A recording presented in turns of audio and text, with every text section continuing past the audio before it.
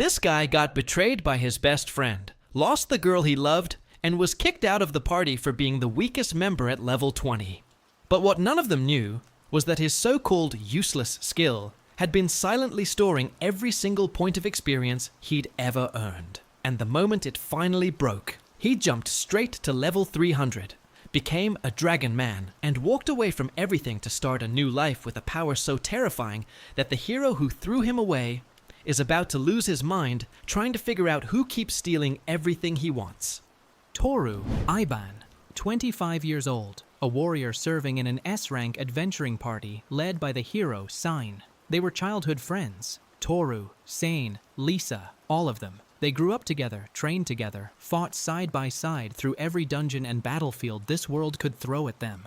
Toru would have given his life for any of them, and he believed, with everything he had, that they felt the same way. But one day, Sein pulled him aside, said they needed to talk, and the way he said it, cold, rehearsed, final, told Toru everything he needed to know before a single word was spoken.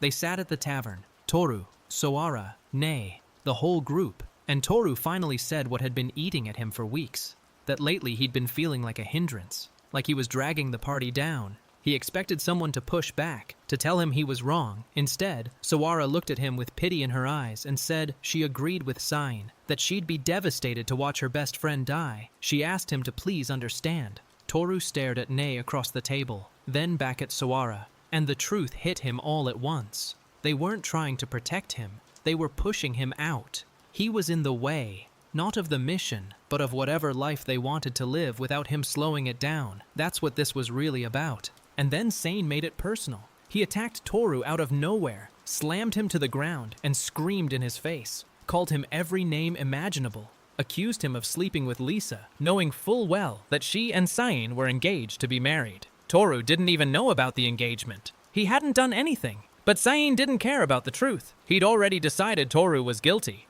Lisa sealed it. She looked at Toru with nothing but disgust and told him she wanted nothing to do with him. Stay away from us. And then, without a shred of hesitation, goodbye, Toru. The rain started falling, and just like that, the only life he'd ever known was over. Toru lost it. Alone in a downpour, screaming at the sky, swinging his sword into nothing, not training, not fighting, just breaking, because the memories kept flooding in. Lisa with Sein, the kiss, the intimacy, and the one question he couldn't stop asking, what was I to her? If she was with Sein this whole time, what did any of it mean? Every smile, every moment, every word she ever said to him, was it all a lie? The rage consumed him until there was nothing left. When the fire finally burned out, Toru collapsed in a field, stared at the sky, pulled up his status, level 20, human, warrior. While everyone else in the party sat at level 40 or 60, he was stuck at the bottom. His skills were all some version of savings. Experience savings, magic savings, skill savings. Nobody understood them, not even the experts.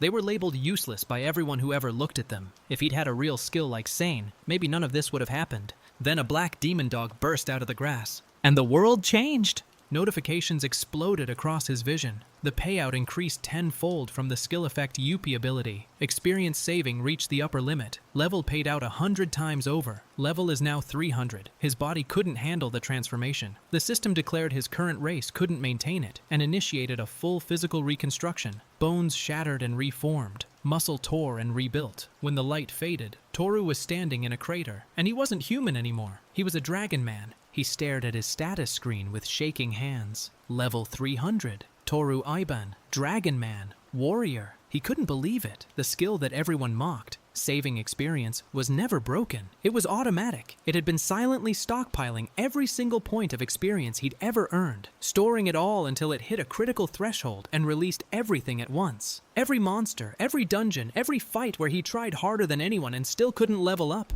None of it was wasted. It was all waiting for this exact moment. Toru threw his head back and laughed until his voice cracked. Not because it was funny, because the cruelty of it was almost beautiful. With nothing left behind him, Toru walked away from his old life entirely. He crossed the border into the neighboring country and arrived at the town of Livio in Armand, a bustling trade hub that felt surprisingly alive for sitting in the middle of nowhere.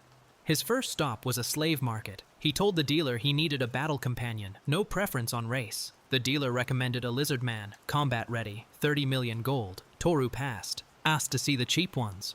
The dealer led him to the reject section. Weak, ugly, sickly slaves worth less than 1,000,000, barely worth the cage they sat in. But Toru's eyes locked onto one cell. Inside, crouched on the floor with hollow eyes and a collar around her neck, was a girl with long white hair. She looked like she'd already given up on living. He bought her immediately, and the first thing he did was carry her, because she couldn't walk on her own. He asked if she was okay and took her straight to a doctor. The old man told him it was a rare disease that only affects beast people. Toru was confused. She looked entirely human. But the doctor explained that despite having no ears or tail, this girl was of the beast race, and she was in bad shape.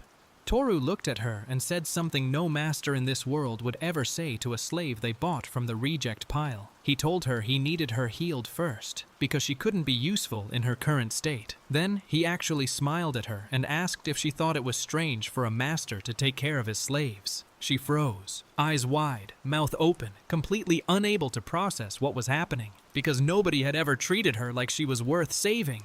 While she rested, Toru headed into the forest alone. 3 hours deep, surrounded by goblins hiding in the brush, teeth bared, watching his every move. He wondered if they could sense danger through some kind of wild instinct. Before he could think about it any further, something much worse charged straight at him. That night, he came back to the inn, sat next to her bed, laid out medicine pills and a glass of water. She looked at him and asked, barely above a whisper, if he'd really done this for her. He told her he'd gathered the ingredients himself and had the town pharmacist brew the cure. Asked her if she could drink it. She took the glass with trembling hands and sipped. Later, Toru watched her sleep. The medicine was working. Just barely, but it was working. He clenched his fist and felt the power surging under his skin. He'd seen what he was truly capable of now. A level that shouldn't exist. A body rebuilt into something beyond human. And right beside him, a girl the world threw away. Just like it threw him away. From now on, they'd fight together, and they'd fight smart, because Toru Eiban wasn't the weakling everyone abandoned anymore, and the people who betrayed him had no idea what they'd unleashed. Keida, that was her name. And as the medicine started doing its work, something else started changing too. Her hair, which had been limp and dull, was growing wild. She sat on the edge of the bed trying to trim it with scissors, but it kept getting out of control. Toru watched her struggle with it, and then noticed something that made him stop dead. She was beautiful. Not in a subtle, takes-a-second look kind of way. Genuinely, stop what you're doing, beautiful. And he hadn't even realized it until now. Then, as she trimmed, a pair of small animal ears popped out from the top of her head. Toru stared. She told him casually that those were her real ears, even though she had human ones too.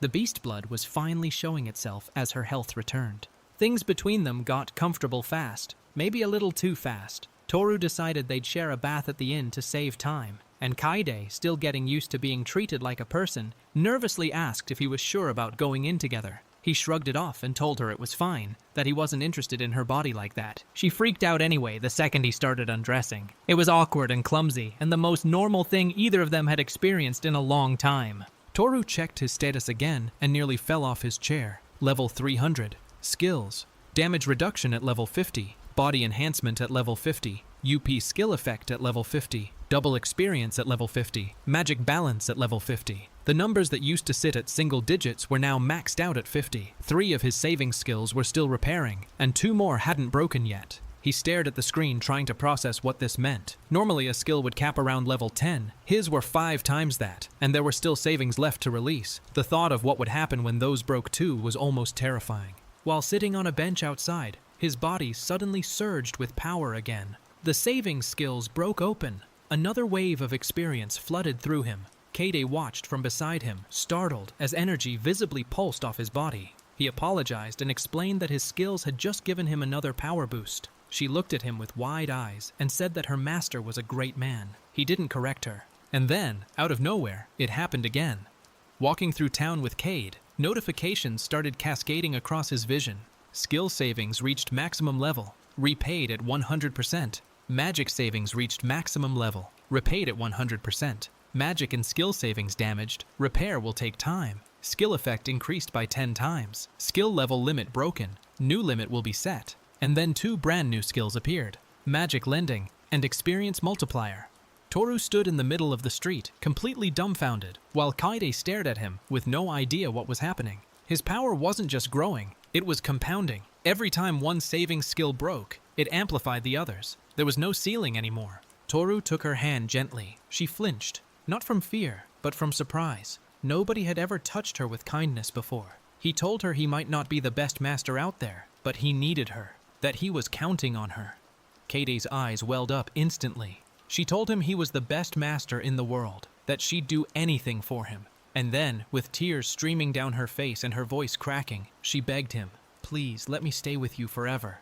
He put his hand on her head and told her to calm down, said he wasn't going to abandon her, that he wanted her by his side until the very end. She cried harder, not from sadness, from the overwhelming realization that for the first time in her entire life, someone chose her, someone wanted her, and they weren't going to throw her away. They settled into something resembling a routine. Toru offered her food from a street vendor. She shyly said she'd love some. He told her not to be shy and handed it over. She ate happily, called him master between bites, and he sighed and asked her to stop calling him that. She didn't stop. She was beaming, and watching her smile like that, Toru felt something he hadn't felt since long before the betrayal. Peace. The next morning, Keide was asleep in bed while Toru got up early. He yawned, noticed her sleeping peacefully, and headed out into town. He found a cook and asked to have some meat prepared. Brought his own from a hunt. The cook looked at it and said it resembled pork, but wasn't quite right. Toru had money and didn't care about the details. He just wanted a good meal for the two of them. Back at the inn later, Toru slumped in a chair looking exhausted. Keide asked what was wrong. He told her the old man at the weapon shop got angry at him and charged a fortune to repair his swords. The problem was clear. Toru's strength was so far beyond normal that regular weapons couldn't handle it. Every sword he swung shattered or bent. He needed something that could keep up with his power. Keide perked up. She told him about a place, the Temple of the Sacred Arms. It was said to have been built by the gods themselves, and inside it held legendary weapons that only chosen heroes could wield. They stood at the base of the temple steps and looked up at the massive structure. Toru was skeptical. He said he didn't know if he could pull out a weapon meant for heroes. Keide told him she was sure he could do it. Inside, the temple was enormous. Towering stone pillars lining a corridor that seemed to stretch forever. Keide explained there were 2 tests to obtain the sacred arms. First, open the locked door, and second, remove the weapon from its pedestal. When Toru asked how she knew all this, she stumbled over her words nervously and said she knew someone who was knowledgeable about this kind of thing. They pressed deeper into the temple together. And then he saw it. The sacred arm. A one-handed sword sitting on a pedestal in the center of a grand circular chamber, light falling on it like it had been waiting for someone. Toru approached it slowly. The blade was ornate, powerful, and according to legend, it changed size and shape to adapt to its owner. He gripped the handle and pulled. It came free without resistance. Keide cheered. "Congratulations, master." He told her it was thanks to her, that without her knowledge he would have had no weapon at all. She blushed and said he was giving her too much credit, that he was the chosen one after all. Then Toru mentioned something that had been bothering him, that Lisa had never once complimented him in almost a year with the party. Keide went quiet. Meanwhile, far away from Toru's new life, things were falling apart for his old party. Sane and the others were standing in front of a dead red dragon, but they hadn't killed it. When they went to the forest to investigate, the dragon was already slain. Nobody in the country of Armand was supposed to be strong enough to take down a red dragon. Someone else had done it. And worse, the sacred arms that Sane had been counting on obtaining was gone, ripped from the temple before he could get to it. Sane lost it. He screamed that the sacred arms was gone, panicking, raging. The others tried to calm him down, but he shoved them away, threatening violence. Ever since Toru left the group, things had been going downhill fast, and now, standing before a dragon he didn't kill, and a temple that had already been looted, Sane started to put the pieces together. He didn't know anyone in Armand strong enough to kill a red dragon, but the person who killed it, and the person who took the sacred arms might be one and the same. And then it hit him. Could it be Toru? No, it couldn't be, but the fear in his eyes said otherwise. He muttered that whoever this person was, they were stronger than him, and if he ever found them, he'd kill them. Change of plans. But here's what Sane didn't know. Here's what none of them knew. The reason Lisa, Nei, and Sawara never fell for his charm, the reason they always seemed more interested in Toru despite Toru being the weakest member, was because of Sane's own rare skill, demonic eye of lure, a power that forcibly captivated the opposite sex. Sane had always been an impeccable man in every sense, handsome, strong, charismatic, but the girls in the party never responded to it, and that drove him insane. They chose Toru, the level 20 nobody, over him, and Sane could never forgive that. Toru checked Keide's status screen and couldn't believe what he was reading. Level 90. Name, Kaede Tamano. Age, 15. Female. Race, White Fox. Profession, Mage, Slave Class. Her skills were stacked. Appraisal at level 7, Chant Omission at level 4, Attack Correction at level 6, Power Boost at level 3, and Healing Wave at level 9. These weren't trash abilities. These were the exact skills a top-tier mage would have, especially Power Boost, a rare ability that every famous mage in history was known for. Toru looked at this girl he'd pulled half dead from a reject cage and realized something that changed everything. This girl was going to be a star. The two of them set out to explore a dungeon together. Toru told Kaede that since she was still recovering, they'd stick to the first floor only. Nothing crazy. She nodded eagerly, gripping her weapon. "Yes, master, let's go." And with that, they stepped through the massive stone entrance together, side by side for the first time as a real team. 1 hour in, Kaede told Toru she'd already leveled up to 15. He stared at her. They'd barely started. She said it was apparently because she was near him. His presence was accelerating her growth. Toru checked his own skill list, and it hit him. His experience multiplier skill wasn't just boosting his own gains. It was also amplifying the experience of anyone fighting alongside him. Kaede was leveling at an insane rate just by being in his party. She clenched her fist and told him she'd get stronger to help him. He just laughed nervously. Kaede cleared an entire floor of skeleton enemies while Toru watched. She blasted through them with magic without taking a single step. He noted her current level was 50, and the enemies on this floor only required level 15 to fight. So the battles were so easy, he was getting sleepy. But Kaede was thrilled. She cheered that they'd done it. Toru yawned and agreed. When Toru woke up from a nap inside the dungeon, he found a pile of defeated monsters surrounding them. Kaede had taken out every enemy that attacked while he was sleeping, without waking him up. He asked what happened, and she told him proudly that they'd attacked while he rested, so she handled it. He looked around at the carnage and realized she'd wiped them all without moving from her spot. She was becoming something terrifying. Toru asked Kaede if she was good with magic. She lit up. Yes, thanks to leveling up so quickly, her magic power was regenerating faster than she could spend it. He asked her to use Aerial Slash, and she obliterated a group of enemies in one massive sweeping attack. Toru told her that if she ever needed help, just let him know. She smiled and said yes, master. They gave Kaede a second iron fan, so she could dual wield, allowing her to launch 2 magical attacks simultaneously.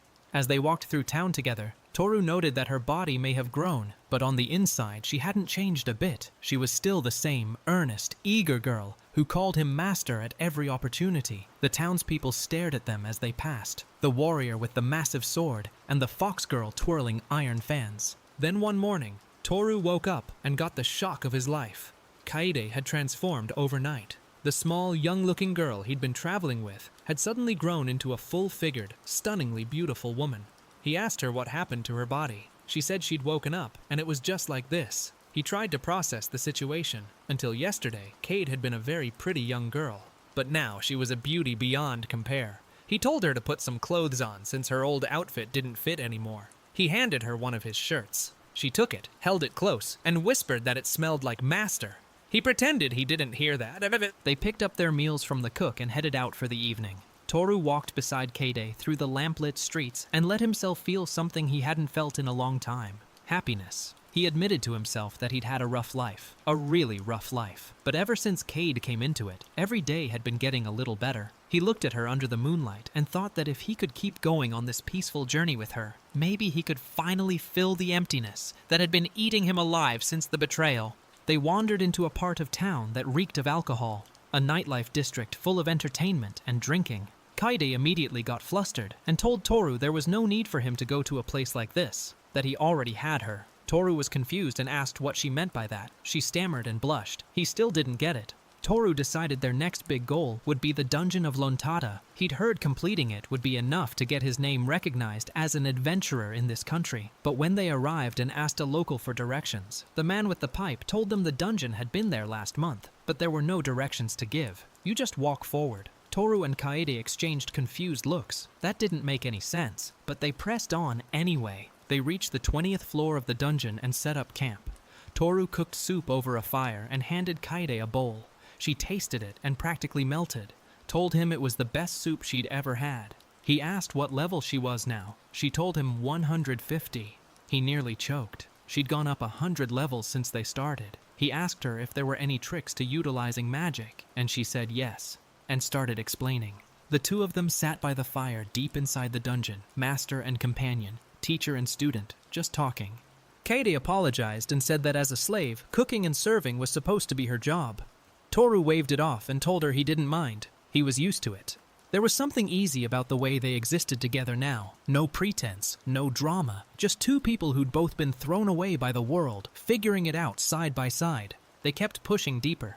Kaede was running low on food and water by the time they hit a clearing. She told Toru they needed to head back, or they'd starve. He agreed, but then noticed something on the ground. A piece of fabric with an ornate magic circle embroidered on it. Kaede lost her mind. She recognized it immediately. A magic storage item that could hold up to 100 items of any size. Toru asked if she was sure, and she confirmed it, practically vibrating with excitement. That solved their supply problem completely. They cleared the enemies on the next floor with ease. Kaede told Toru she'd finished off every enemy on the level, but lamented that level 30 still wasn't enough for her to serve as a proper rearguard. She wanted to be stronger, strong enough to stand behind Toru and protect him. He told her she was doing great and suggested they'd collected enough materials for the day.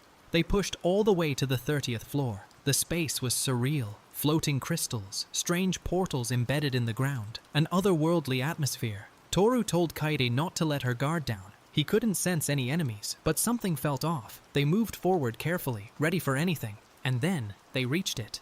A glowing crystal formation at the center of the final chamber. The dungeon's completion reward. Toru said he didn't do much on this run, and told Kaede she should be the one to touch it. She refused, said it was all thanks to him that she'd made it this far. He thanked her. She blushed. He told her to go ahead and accept it. She reached out and touched the crystal. A childhood dream of his, completing a dungeon, finally came true. The reward erupted in a flash of light, and then silence. When they opened their eyes, the dungeon was gone, completely vanished. They were standing at the bottom of a massive hole in the earth where the dungeon used to be, open sky above them. Toru looked around in disbelief. It had disappeared the moment they cleared it. Kaede noticed something else, a ring on Toru's finger that hadn't been there before. She asked if he'd been wearing it. He looked down at his hand, confused. He had no idea where it came from. Meanwhile, back in town, Sane's old party arrived.